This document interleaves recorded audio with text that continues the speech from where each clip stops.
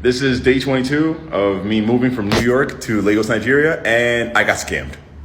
Okay, so what had happened was that after getting recommended Declutter Lagos and having such a good experience with them, I was like, okay, maybe this is how things are done in Nigeria. You know, you go and people have storefronts, people have businesses all using Instagram, and maybe that's just the way things are happening.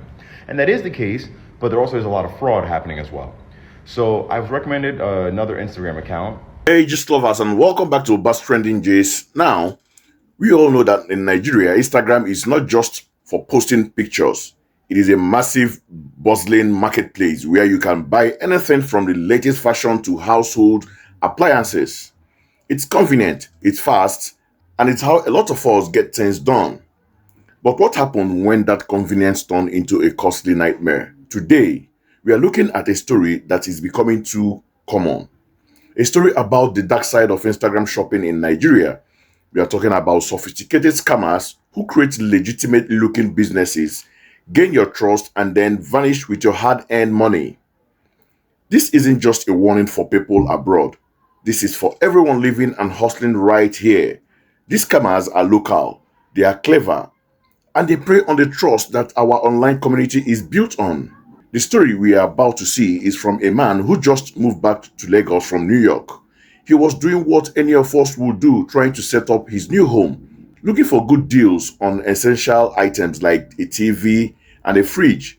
He found a vendor on Instagram that was even recommended to him, and he thought he was safe. He documented his entire journey, and what happened next is a lesson for all of us. I want you to listen carefully to his experience, see the evidence he gathered, and pay attention to the red flag. This could save you hundreds of thousands of naira. Let's hear his story in his own words. Sit back and take a watch. This is day 22 of me moving from New York to Lagos, Nigeria, and I got scammed. Okay, so what had happened was that after getting recommended Declutter Lagos and having such a good experience with them, I was like, okay, maybe this is how things are done in Nigeria. You know, you go and people have storefronts, people have businesses all using Instagram, and maybe that's just the way things are happening. And that is the case, but there also is a lot of fraud happening as well. So I've recommended another Instagram account. So as you can see, I am blocked on their account, but you will find out very shortly soon why. And so what had happened was that I saw a TV and a fridge, because like those are like last few items that I'm like, all right, these are critical. So I then went and hit them up on Instagram. I said, hey, yeah, well, I want this one, this one. They're like, all right, cool. First thing, send the payment receipt, and then we'll release the information of the seller, and you can coordinate with that. And I was like, oh, cool, sounds good. So I paid them, and then I turned around, and this was on Friday, the 27th of June. So I paid for it. It was 265K for the TV, and then 120K for the fridge. And so I sent a total like 385K, which looking back, if you're ever gonna do these things, tip is pay for one thing at a time. Test them out, see if you like them, see if everything works out fine, limit your losses, potential losses. Because you can always buy more items, but you can't recover your money once it's lost, because, fraud. Now, this is Friday evening, no response. I said, all right, cool, whatever. Hit him up on Saturday. I said, hey, so where are we at with the fridge and everything? Basically just BSing me or whatever, and then stop stalling. I say, hey, man, where are we at? I give a call, no answer. I'm like, all right, call WhatsApp, call, no answer. I said, and now this is Sunday. Today is Sunday the 29th. So I then sent a message on their WhatsApp, and then I sent a message on the Instagram, and I was like, damn, I might have been scammed. Then I got blocked on Instagram, and I got blocked on WhatsApp. But I thankfully got screenshots of their entire discussion, and I got a screenshot of their account. But moral of the story is that it definitely does suck to be out 385K, but it could always be worse. It could have definitely have been worse. I could have been scammed for 3.8 million naira, that would have sucked more. I take it as is a lesson, because in Nigeria, we all have experiences getting scammed or getting defrauded or getting, just like lower quality than what we paid for. And this was just my first experience with it.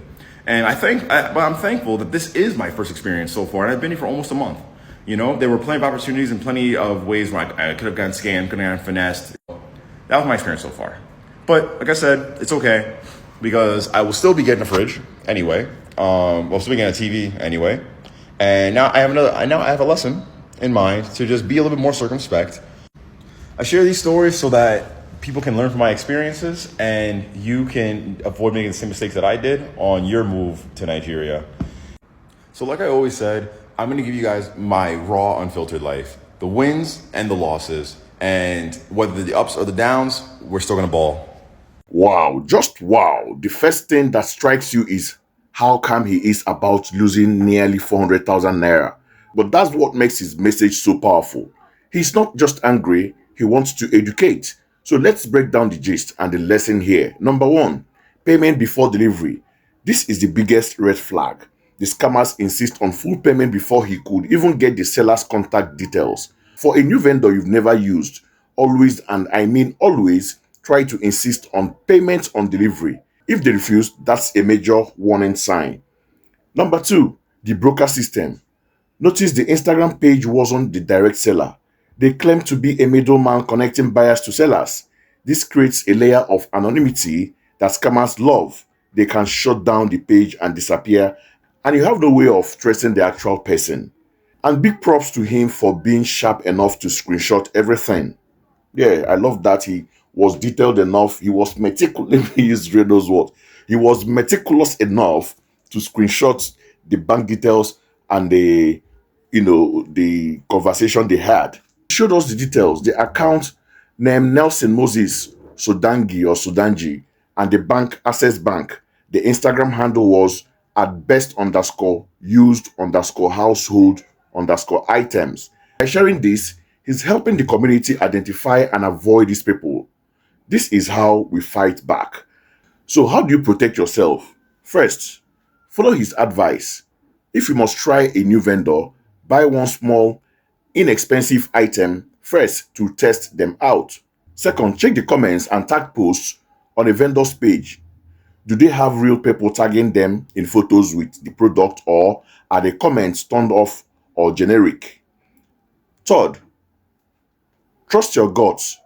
If a deal feels too good to be true, or if the seller is pressuring you to pay immediately, it's okay to walk away. This story is a painful reminder to be vigilant. Let us use this as a lesson to be smarter and safer online. Have you or someone you know had a similar experience? Please share your stories in the comments below. The more we talk about this, the more people we can protect. Thank you for tuning into Obas Trending Gist. If you found this video helpful, please give it a thumbs up, subscribe to the channel, and hit the notification bell so you never miss the gist. Stay safe and see you in the next one.